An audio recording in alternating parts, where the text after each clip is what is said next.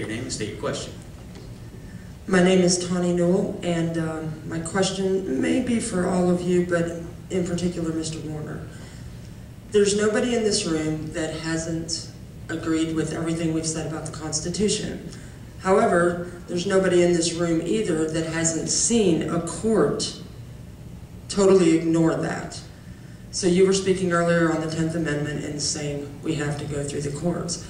Unfortunately, at the moment, we're not a nation of laws, we are a nation of people who sit behind the bench. What do we do about that? When we stand out here, we fight for our Constitution, we try to enforce, as you just said, these laws, and we watch in horror while we drag these things into a court system that does not care about that. So we need an answer for that, because the rest of this becomes, the premise becomes very flawed if we can't answer that. We open our eyes, okay? We become Republicans, we elect Republicans to the House, we elect Republicans to the Senate, who has to approve the President's appointments to the various benches and so forth. We have to work within the system of laws. We can't propose anarchy or any other sort of system. We have to impose things such as term limits that allow people to get elected. The power of that incumbency is terrible on this process. Just something like 98% of incumbents are re-elected over the course of time. We've got to change that and make it more open. And I think some of the things we've talked about today give us that opportunity. So if there's a follow-up in particular, but I think it's electing people to office that then have and it starts with the president. We're going to have a shot. I saw a bumper sticker the other day. It said, "Is it 2012 yet?" That's where it starts. And fortunately, folks, the people from West Virginia have voted in a conservative fashion at the national level. Now we need to take that down to the Senate and the House of Representatives level and bring in new people, and I think you're going to have a change on the bench.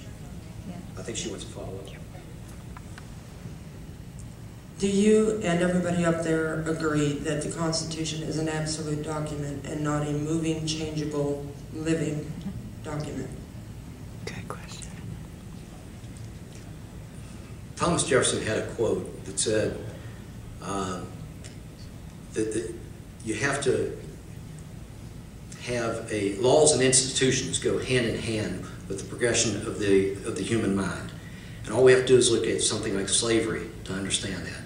So there are times when we do have to, things like DNA and trips to the moon and things like that were never even conceived at the time of our founding fathers. We have to take those sorts of things into consideration, but that doesn't mean that we just throw this document away. No, we go to this as the founding and read it within the four corners of the document. And when you're in law school, they talk to you about don't try to interpret and bring in other things from outside. No, read it within the four corners of the document and make the plain interpretations the way the language is written.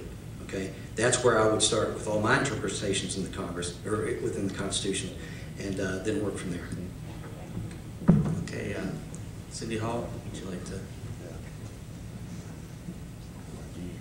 Well, with all the amendments, I guess the Constitution is a changing document, but we need to get back to the original document.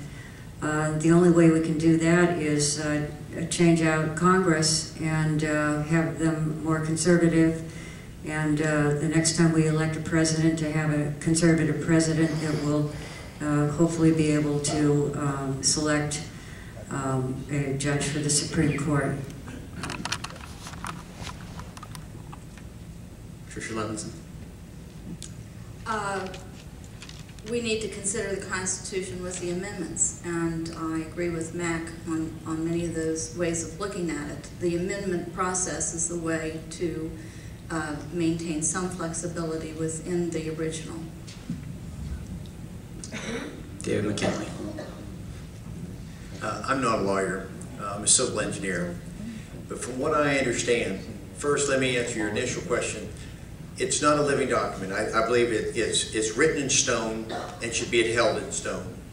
And one of the problems we had, from what I understand, it was I believe it was 1936 under Franklin Roosevelt, that in his effort to try to pack the Supreme Court, there was a decision, I believe it was United States versus Butler, okay? And that opened up the whole case here in this country of dealing with general welfare. The Constitution says twice in the terms general welfare, and until 1936, the legislature or the Congress and the President adhered to not spending beyond those issues that should be handled at the local level. Once that passed in 36, Pandora's box has been opened. And I would challenge in Congress that one of the things we ought to do is try to get that back before the Supreme Court. We can't take that decision back, but something comparable to that to find out, redefining what general welfare is. And is it a responsibility of the federal government to do all for everybody? Or is it the states have some responsibility as well? Thank you very much. Sarah Manier? To my mind, the Constitution is something to live by. You call it a living document, but it's like the Ten Commandments. The Ten Commandments are guidelines which enable us to live in a civilized society. The Constitution sort of serves the same purpose. In fact, it's sort of hand in hand, really. I always take great offense when they, like you say, a movie, start moving it around to suit their purposes in the court. And probably the ACLU is the worst offender of all. And I have to tell you, it drives me nuts. It really does. But I don't know. A lot of these judge positions are filled by the president.